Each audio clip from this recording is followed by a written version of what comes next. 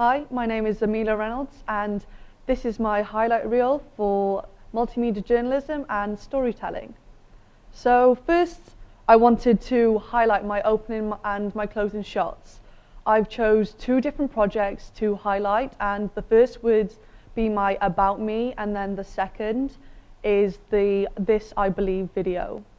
So for my About Me, my opening shot was a video of when I was younger running, and it kind of makes sense for me to do that, as that's how my About Me starts, that's how my journey starts. I made sure to read Aim for the Heart by Al Tompkins, and I made sure to have an inviting lead, and to me this was appropriate for my About Me. For my closing shot of my About Me video, I chose to show a video of Dr. Willett taking a photo of me, and I think this was appropriate for the actual ending of the video, as it showed my progression from being just an athlete to a young professional, a student, and that's kind of what my whole video was about. And the lighting was amazing, and it was the sunlight, so it was aesthetically pleasing. And I think with visual aid for a project, that is one of the most important key factors. To contrast that, I chose my This I Believe video. So for the opening shot, it was a time lapse of me at the beach, and I think that it was kind of a strong opening shot because of the sun was settling and it was really clear. I made sure to put myself towards the left of the view so you could almost see the sunset and me doing work. For my closing shot, I decided to do the end of my time lapse of the sun now setting, and I think that this was a strong ending to the video. Secondly, I wanted to highlight my sequence shots, and for this I'll be looking at my About Me. So I was very happy with how this turned out. I thought that each frame made sense, and then each time I knew that I liked the shot, I would put the iPad in a slightly different place to kind of get optimal shots, so I knew that I had the right one when I would go into edit. And then one critique that I would have for myself, I do think that I could have included really up close and personal shots to kind of vary the camera angles.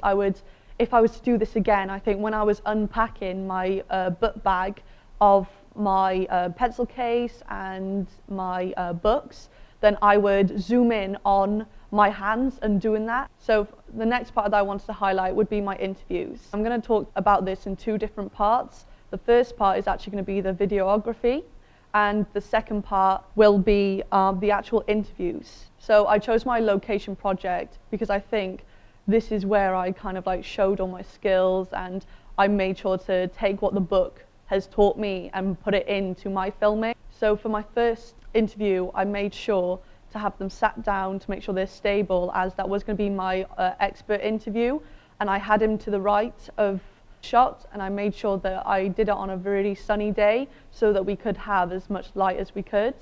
And then for my three MOSs, I had them put on, one left, one right, one left, to make sure that there was a bit of variety in my shot. And then the second part of my interviews with the interview questions. So at looking for Aim at the Heart again, I tried to write all open-ended questions and came up with them beforehand so I can kind of gear and know what they were going to say. And then lastly, I wanted to highlight my social media analysis, and I'm going to be specifically looking at my About Me because it did so well. So I try to pay close attention to my textbook, The Art of Social Media. So for Twitter, I had to make sure to remember the Twitter character limit, which is 280. So I couldn't have as much content or as much writing as I would a Facebook post.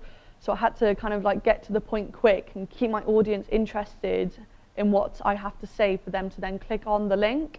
I use bit.ly for the URL, so I didn't take as much characters up.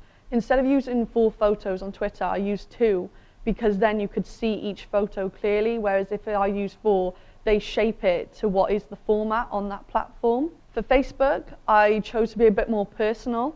Everyone I have on Facebook knows me, so I think it was appropriate to use more personal language. And then for lastly, I chose LinkedIn as I am a graduating senior, so I thought that as a young professional going out into the world, then this would be the perfect project to promote on there.